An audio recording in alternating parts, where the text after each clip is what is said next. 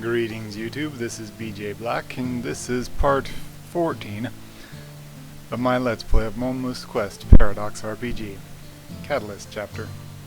Today we're going to be visiting the town of Montecarlo. Sylph says this is a dirty city. So we're going to look for information and then leave. They should have an informant here.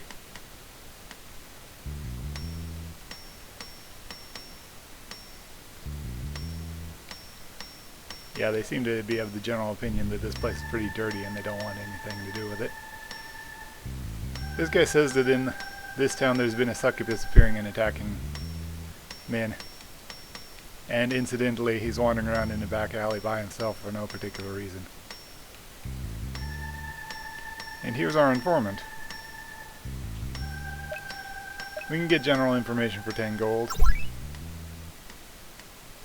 So Erica is a merchant working here. It's shady dealings, so he's kind of got a shady organization. And he only takes interviews upon requests from, well, proper personages. Meaning people engaged in some kind of dirty work.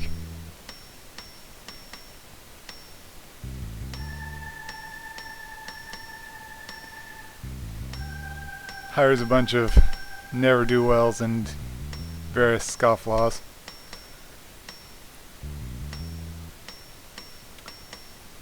Not for normal adventurers to go and meet up with. He should have a lot of information, but again, not typical for him to meet up with people like us.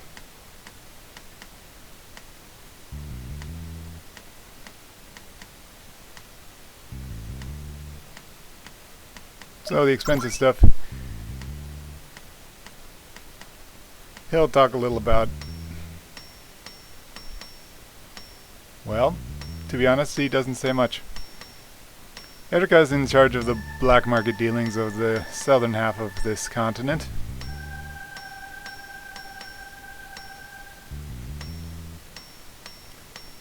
But there is someone to whom he owes a big debt, a name being Razaro. Yeah, naturally that's not the Razaro that raised Sonia.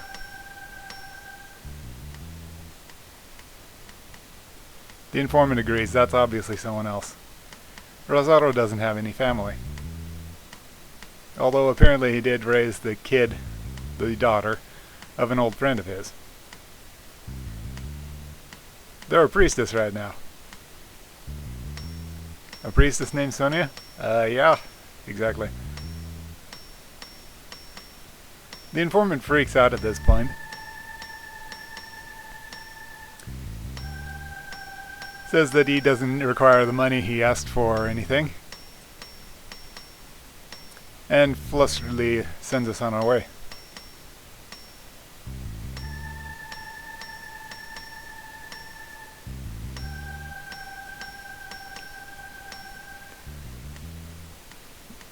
Yep, sounds like Razaro is up in some bad dealings. Sonia's gonna give him a piece of her mind. But before that, Kitsune Senpai lesson time. Kamuro would like to know, why do rivers flow? And the reason for that is, well, if they don't flow, the water would build up somewhere. As expected of Kitsune Senpai, she really knows everything. But we've got our hints for the moment. Oops.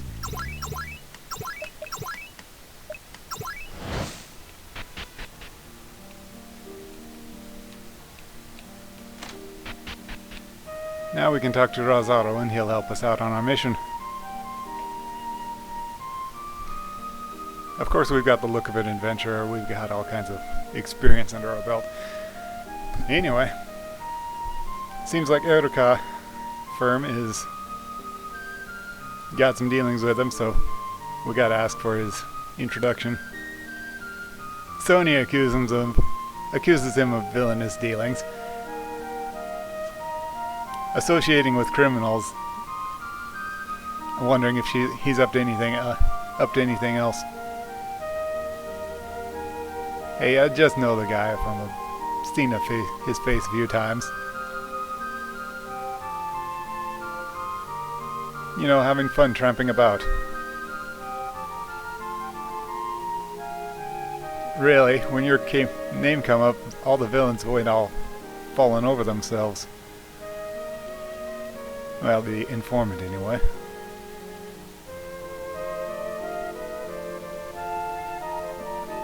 Hey, adults get into this sort of stuff over a few decades. Anyway, he'll write us a memo. A letter of introduction. Don't ask him anything, you know, outside of your mission, though. You could hear something you don't want to. Sonia is not convinced about things. Rosado does maintain it's a misunderstanding, however.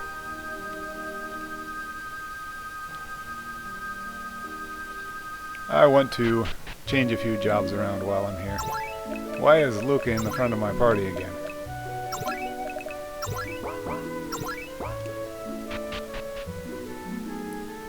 You may recall I put Minnie into the noble job, but I'm going to put her back in Asobinin. I'd like to level these up a bit.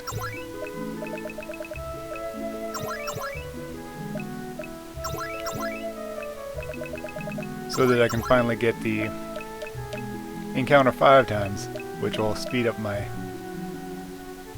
the times when I do have to grind.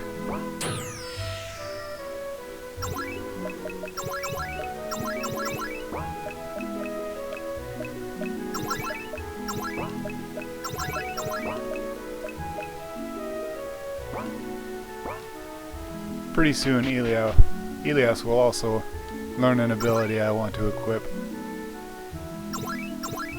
So that takes care of our work in Eliasville. Back to Montecarlo.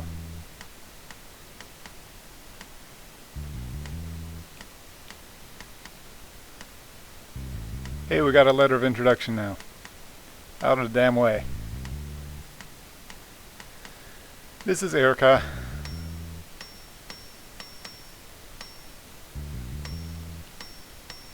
He's not wrecking himself with alcohol, is he? Speaking of Rosado. So Erica's gonna help us out.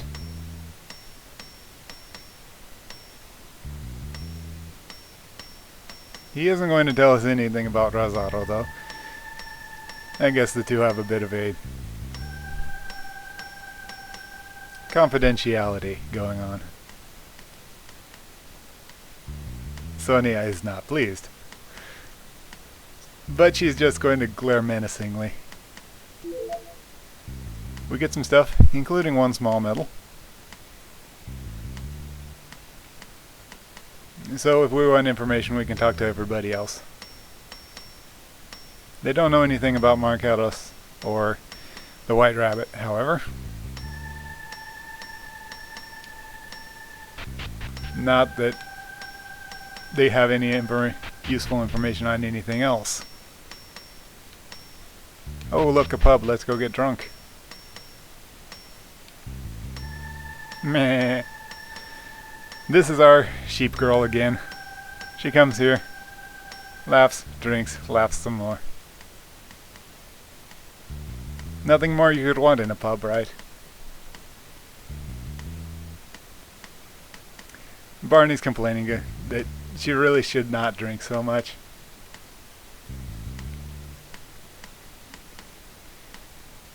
Mary says she doesn't remember making Barney her mother. Wouldn't be half bad to have her as a wife, though. Stop saying stupid and let's go. Meh, meh. I think I've got 2 more of those scenes.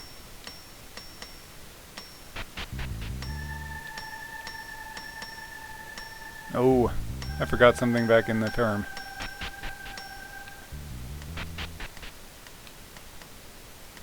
Here in this set of drawers, is another small medal.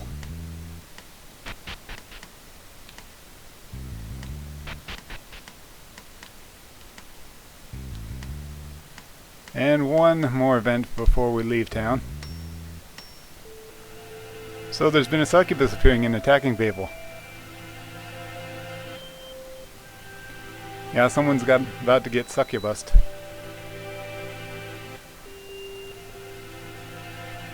This is the guy's reply. As going by his words specifically, he's asking for help, but you can tell by the musical tone to his voice that he's actually looking forward to this. Leave it, we don't care. After all, he doesn't seem to mind. And this person shows up.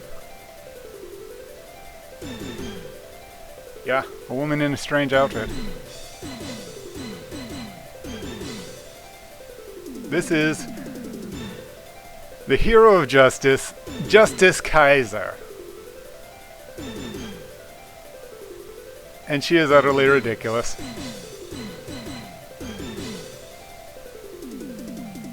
Eva complains that she's always interfering.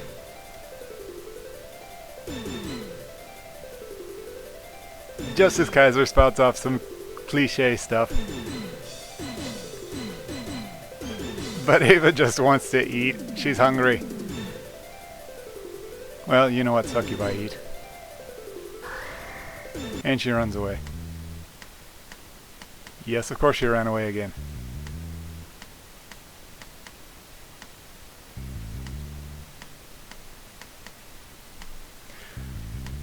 And now she spots us. Yeah, us.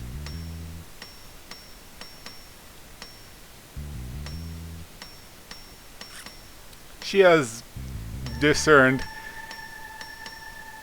in our eyes that we have the spirit of justice in us. So she's got something for us to do. Elias says we refuse, which is probably the best idea here.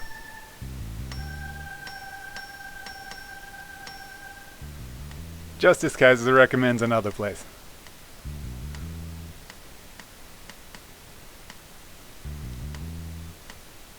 She has this ridiculous way of trying to say that her house is the one she is facing at. As if she's somehow telling us and not telling the guy behind her.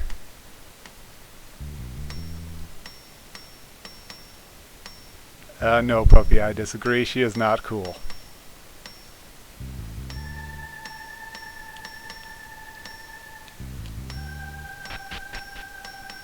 Maybe I should read some of her lines just so you can get the authentic feel of it.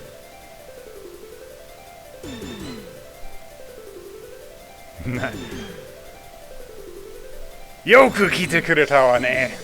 Watashi wa Justice Kaiser, seigi no hero yo. Ouch. Okay, I'm not doing that anymore.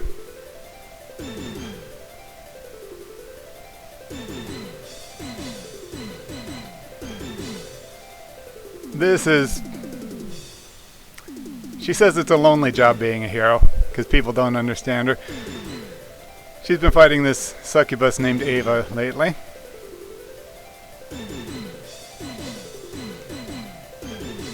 She's had many encounters with her, but she always gets away. She runs away to Carlos, the hill of Carlos. But Justice Kaiser can't follow her there. Is she that fast, though? Well, Hilda can assess that Justice Kaiser is actually faster than Eva.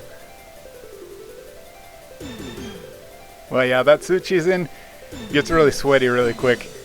She can't take long fights, so she has to give up before too long.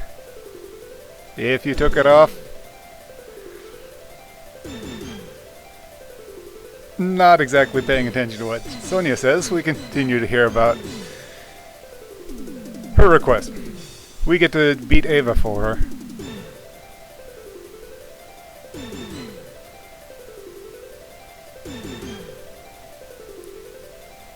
And she repeats herself. Yes, we know you can't go very long in this. And if you took it off, continue to ignore Sonia. Yeah, she sees that we're powerful and we can beat Ava. And then we'll become a new hero. Yeah, we're looking forward to that. And then you can finally take off your suit. How about doing it now? No. And now she asks us if we would do it for her. No. And she thanks us. She knew we would say yes, so... Yeah, she doesn't pay attention to anything anybody says. Yes, we know you said that Ava stays at Carlo's Hill.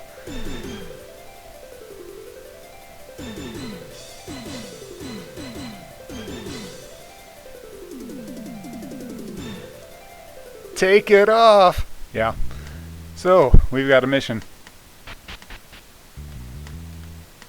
This should be pretty short, however.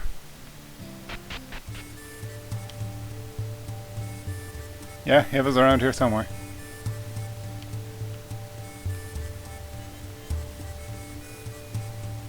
But first, here in this chest is another small medal.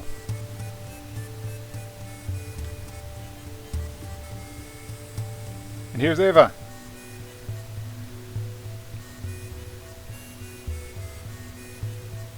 She's really embarrassed because she's living here all poor. Really, this is a desperate living she's making out here.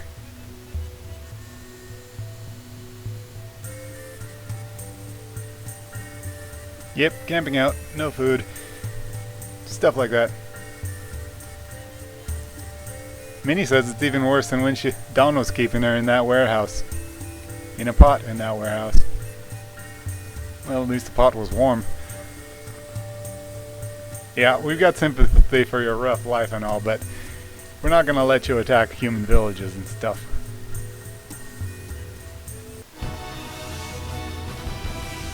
Want to stop? And we're going to have to fight.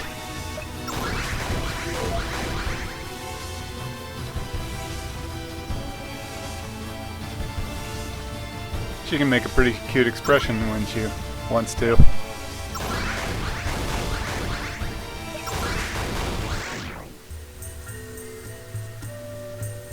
And that's that.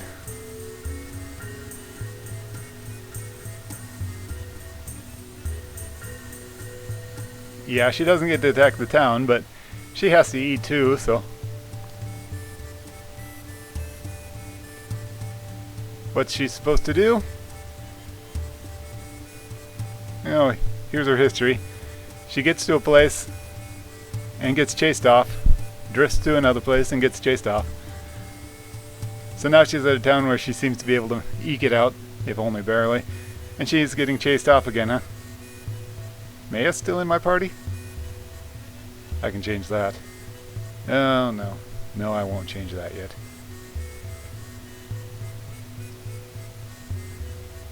Yeah, Ava doesn't want your sympathy. You gotta take responsibility.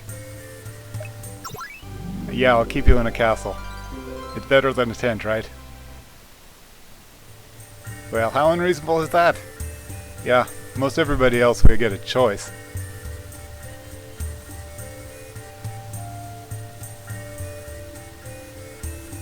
Yeah, screw you guys. You're going on a journal and I'm coming with you. She'll work for what she eats anyway. So that'll take care of that. Let's go report to Justice Kaiser, because we can't wait to listen to more of her talking. You may wonder why I didn't put Ava in my party. It's because she periodically... Well, she has some particular skills that would be useful, but she also, during combat, randomly uses a skill from the Oracle skill group. That's what the fortune tellers can use. And occasionally she'll use things like coin toss, which kills her half of the time, but kills the opponent half of the time. Once I believe she asked for the goddess's blessing and it managed to stop time for 3 turns. But Oracle is not the type of skill I like using. Yeah, we beat Ava. And yeah, we're inheriting your spirit. Yes, something like that. It's painful reading this. If you can read Japanese, you probably know what I mean. But we do get this item. I guess permission to protect justice.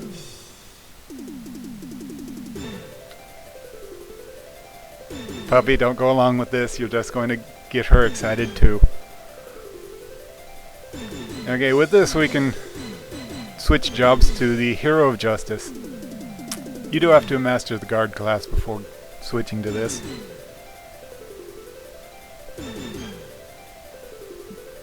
And hereafter follows the most normal speaking she ever does, where she explains the job class.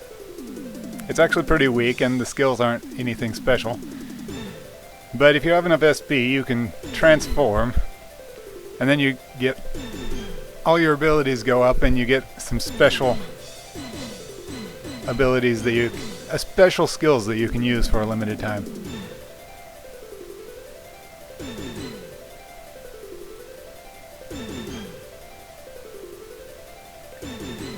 Since the transformation doesn't last long, you need to be careful with the timing sometimes. And now that we're going to carry on her spirit, she gets to retire back to being a normal person, named Juska. Isn't that just a contraction of Justice Kaiser? Actually, we learned that's exactly the reverse. Juska was her real name, and she lengthened it out into Justice Kaiser for her heroism work. Although she considered Jane Scarlet instead of Justice Kaiser. Well, it's all ridiculous enough. So that takes care of this town. Here there's a photo. It's her and her father. From this we can learn that she is actually Erica's daughter. The same Erica doing gangster work in this building here.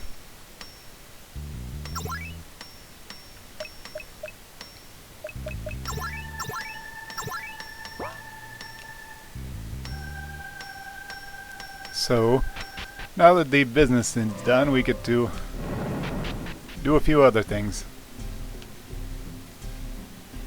We've got some side quests we're behind on. So we're going to switch out Hilde for Rami, Retire Maya for Vanilla. I want Gigi as well. Puppy, for just a minute, you're out as well. And these characters should cover us. Just to review what we're doing. Rami is teaching herself how to fly by jumping off of mountains. And since we went to the Holy Mount Amos recently, we can try that place. Reddy heard about a cake we could eat at the Haunted Mansion, so she wants to try eating that. Oh, I'll do that next. Promisine wants to investigate those ruins under the Luddite village. And Gigi wants to learn about spirits. So in the Forest of Spirits, where we fought Sylph, she should be able to learn something. Oh.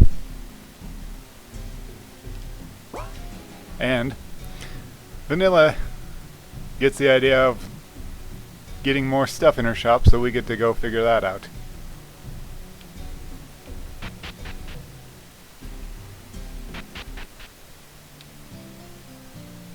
We'll start with Vanilla. She wants to get the items out of this item shop. Specifically, high medicine and some other stuff. So Vanilla asks for stuff, but apparently Erica provides most of the medicine in this area of the continent. So we get to go talk to him again.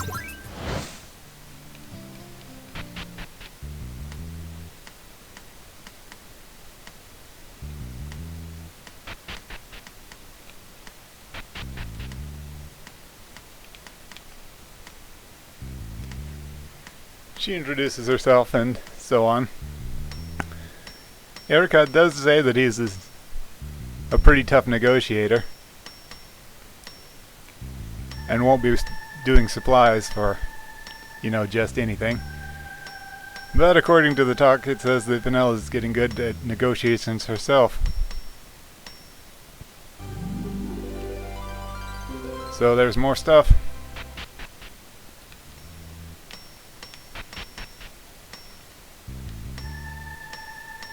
Next up, how about Gigi? It's the closest one.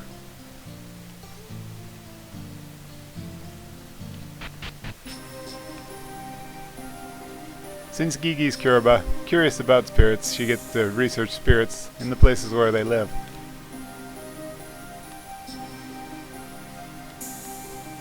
We come here. Gigi says she feels the energy of the wind. Makes her whiskers wiggle. So she practices a bit and learns gust. Alright, we can leave now.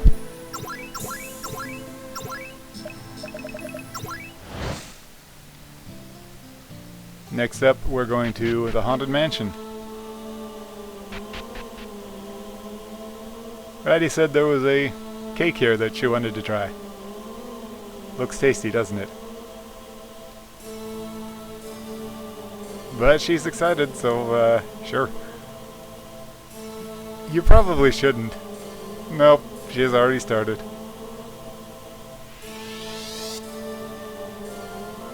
And now she's gained the power of poison. So this is poison breath, this is bio breath. And now she can equip breath skills, if she wants to. She says it was tasty. I hope she meant the skill rather than the cake itself. And now we've got some flying practice to do.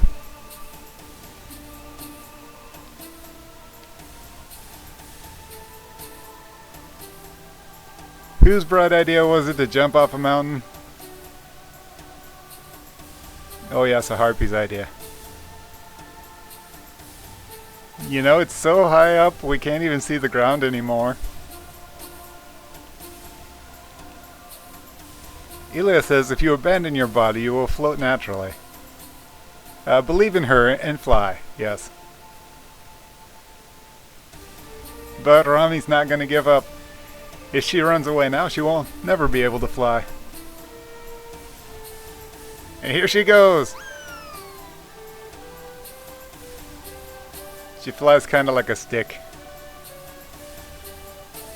Specifically a baseball bat with a couple of cantaloupes tied to it. Yes, it's free fall. But let's go pick her up.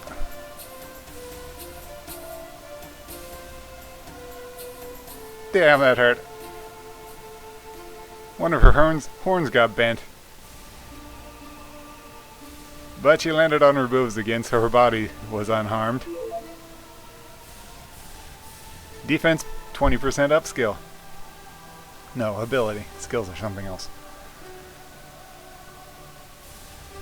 Gee, even though she can't fly, her body's pretty resilient. Now, getting pretty resilient. What are they trying to train here? Well, if this doesn't work, how about a higher mountain? Yeah, Rami's really getting into this. If it's not the Holy Mount Amos, Horai-san, the Horai Mountain, would probably be next. Sounds good, let's go. I think she's getting too excited with this. So, Horai-san is elsewhere in the world. We won't be able to see it this chapter.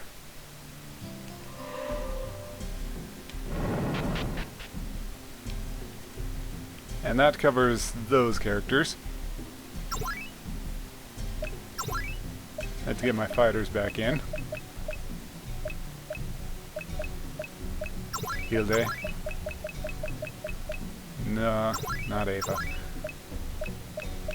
I'm forgetting someone.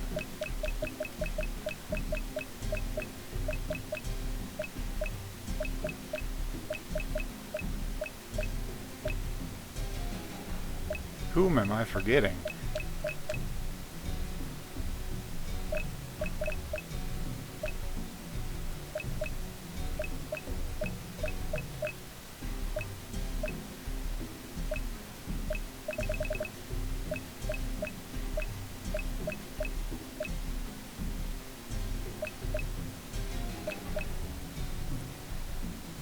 Oh, Sylph! Right there at the top. And Ratty will go out for Promestine. Promestine had a request as well. She wants to investigate those ruins.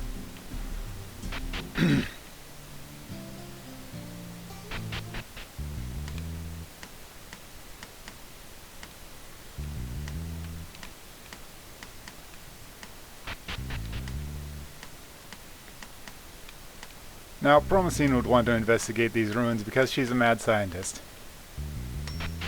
This is literally part of her description.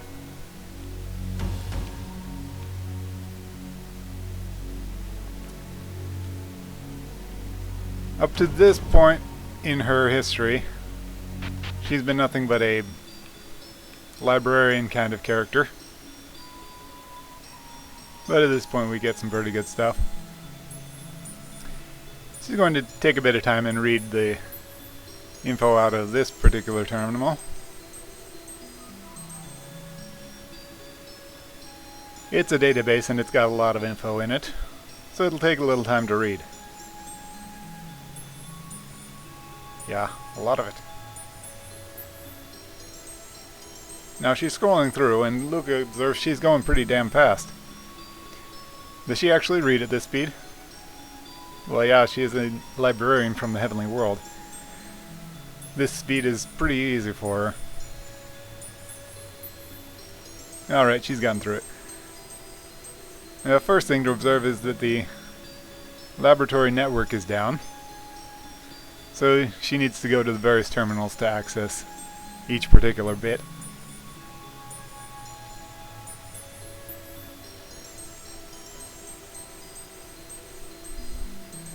This area has an operations manual, a maintenance manual, that kind of thing. There's nothing regarding daily events or the researchers' names.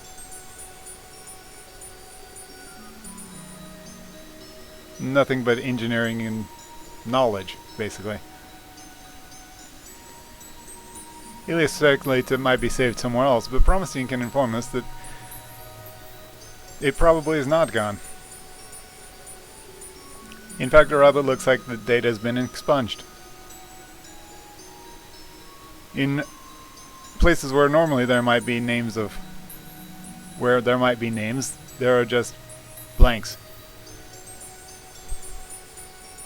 The name of Brunhilde's master, for one, was expunged.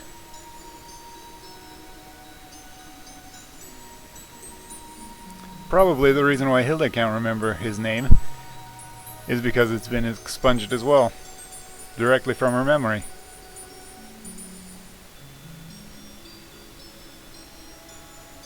Yeah, that's basically why you don't. She does remember a little bit.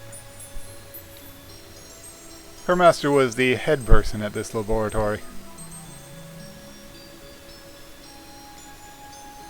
By Elias's speculation, perhaps it was Promestine. Yeah, Promestine is surprised. And then realizes she's thinking what Elias is thinking, that it's another version of her from the parallel universe. So Elias describes what Promestine would be like later. Taller than Promestine, with a stupidly large chest, an evil look in her eye, and with seaweed type of stuff growing out of her body. How exactly do angels grow up? But Hilda can confirm that's not the person. Completely different. Elias was so sure too. Now Elias spills some data to herself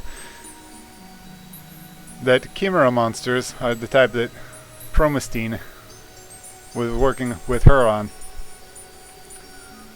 and the holy and dark fusion types, fusion effects, such as the XX7, which you can fight here, are also Promestine's work.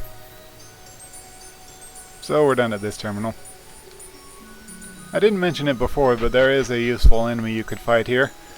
The little bug you can steal speed seeds from, or agility seeds, depending on how it's translated. Alright, this terminal.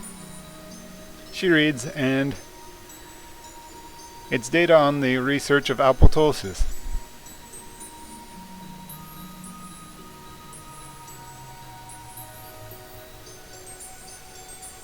So that means, yes, that this laboratory had something to do with the parallel universes thing.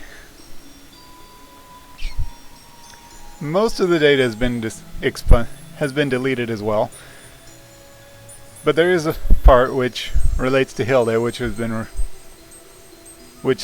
bit has been left behind.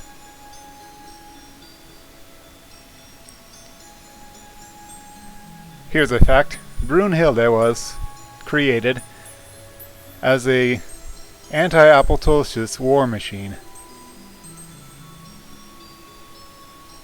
That's news to Hilde. The light-dark fusion reactor and apoptosis tissue samples were worked into her.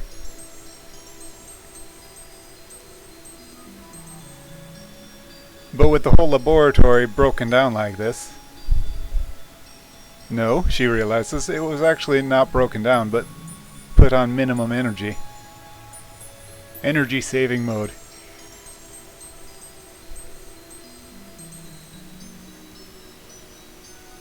Hilda affirms that she wasn't left behind or abandoned here. Her master told her that she would definitely be reawoken.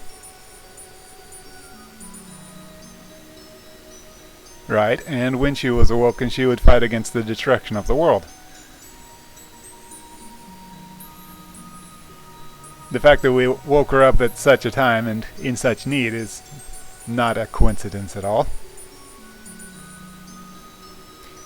But Hilda isn't a simple war machine.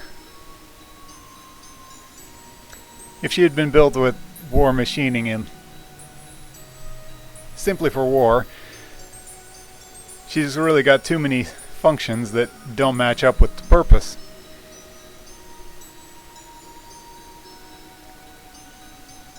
She's expressive and sensitive, empathic. Furthermore, she has mechanisms for growing plants. Although I haven't really looked through her abilities on that, I guess we'll take Promestine's word for it. Hilda, for her part, doesn't understand the conversation. Furthermore, she's not very smart. Hilda, solve this mouth problem. There's an answer. Luca corrects her.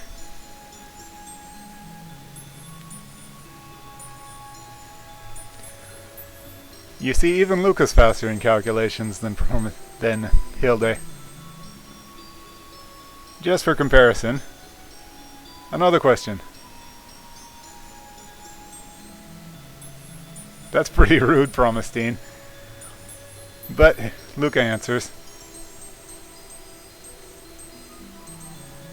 And Hilda starts trying to get through it. We pretty much give up on her after this. Promestine recognizes that Luca is actually pretty fast with his calculations. Unexpectedly so. So we may as well test you out. He did work as a... He did run that inn he lives in, after all. So, more multiplication. Simple as that, right? Surprising, huh? Don't underestimate Luca, Promestine. Alright, next up, find the prime factors of this number. Luca thinks Promestine is trying to make a fool of him. He knows this is kind of simple math, after all.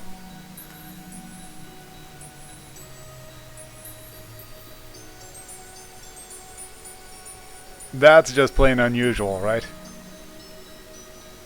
Elias confirms that his mother's blood gives him these kind of stuff.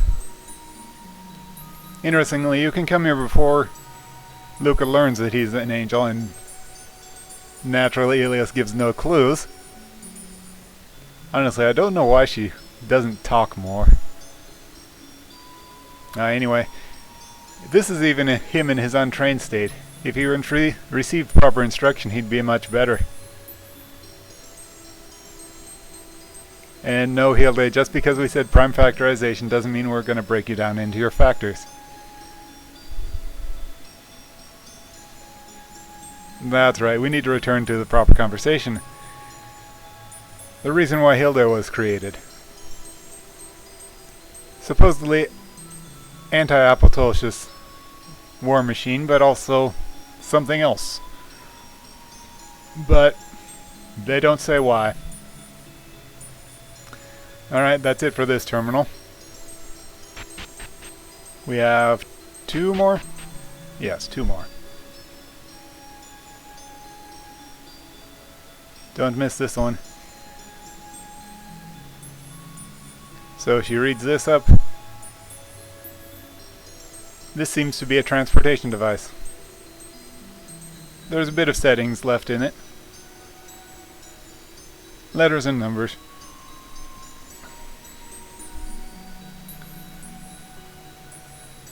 So she recognizes that second number as apparently a year. And this is surprising. She recognizes these time-space coordinates as the place where she conducted the experiment, whereupon she was transported into the Tartarus. That was Johannes year 1063 in the Johannes calendar.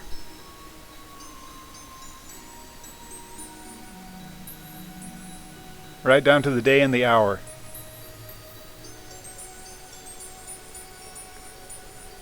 So, this light-darkness fusion experiment, that's when she was drawn into the Tartarus. She always thought that the experiment was the cause of it. The experiment ripped a small crack in space-time, small dimensional crack, and she was pulled in by coincidence.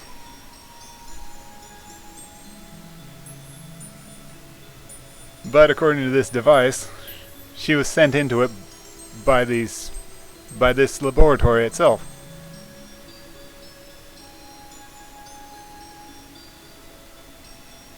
So yes, apparently the manager of this facility knew about Promestine.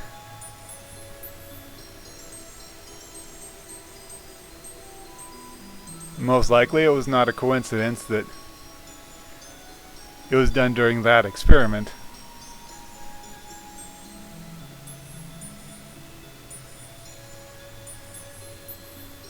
This is somehow deeply connected to the light-darkness fusion power.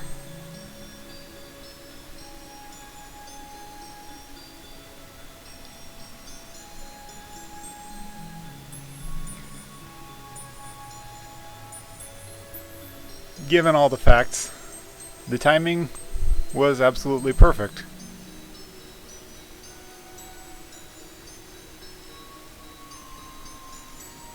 But to what purpose would somebody send Promestine to that world?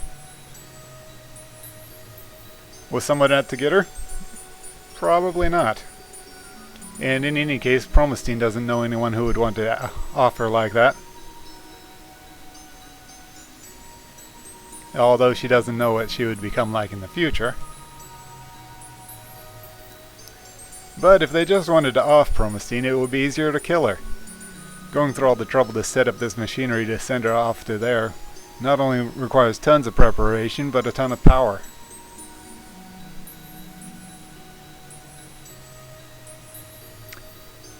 It is rather like she was sent into the other world in order to meet someone who would eventually make a journey through.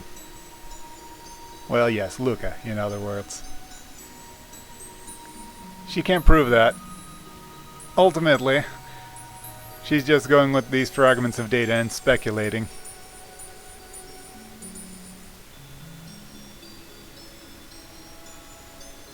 Not an accident in an experiment, and not a coincidence.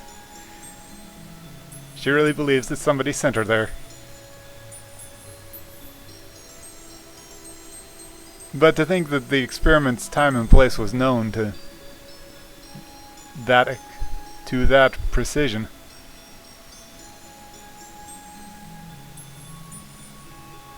Alright, we're done with this terminal. Last one. This should be good. So, reading things. Hilda's hibernation capsule. This computer has got one thing confirmed in it.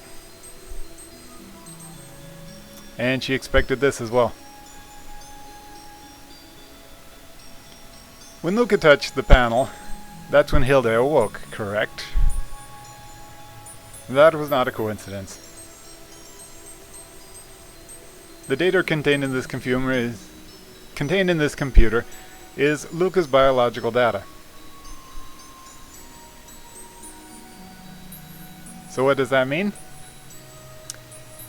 It's got the circumference of his wrists, it's got a brain scan, it's got facial recognition data, and various other things.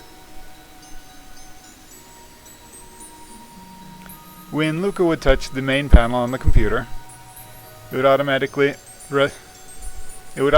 wake Hilda. There's a program running to do exactly that.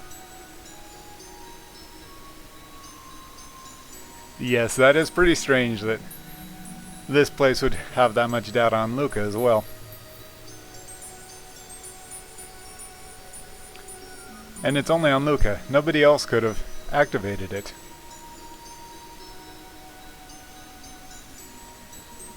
Let's just ask quick, Luca, do you know about this place? Of course he doesn't. He didn't live in an ancient ruin before his house.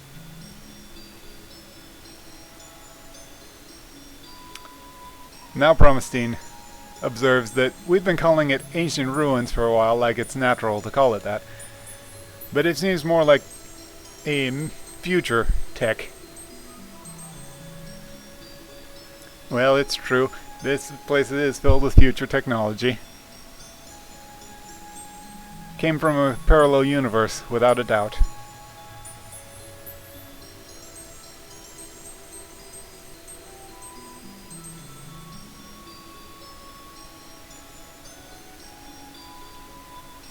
Somehow this whole facility ended up underground in this area. Or rather, it was sent underground. Hilda's reawakening conditions and the expunging of all that data proves that we were supposed to come here and do all this stuff, but we weren't supposed to know why just yet.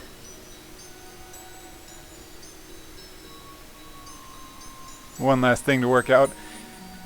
We're going to ask Hilda what time she said it was when she came out. Well, she said it was 1543. It's been corrected to the current accurate year of 1455. But that means that Hilda was made about 88 years in the future. And from that time sent back.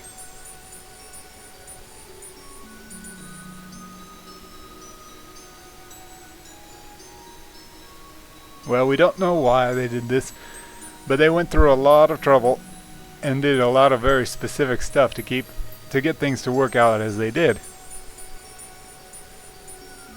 And ultimately the key to it all was Luca. What the hell are you, Luca? Don't ask me, you're the goddess, you're supposed to know this. And it's true, Elias says that she knows everybody, but she's surprisingly uninformed about some of Luca's more interesting attributes. Alright, that's the last terminal. Promestine is pleased with all this data. She gets to advance her personal research. And that covers it here.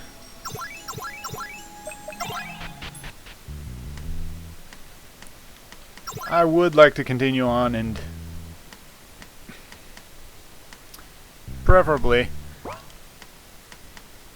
get a couple of no, not a couple. One companion that we need in order to complete Puppy's next quest. But I think ultimately I'll leave off for today. Tomorrow's going to be a light load, so I think I'll recruit the character I need then.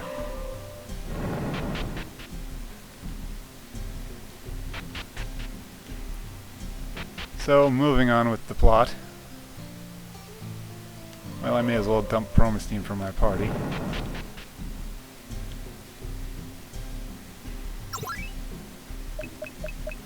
Promestine, you're out. We're gonna go with Vanilla.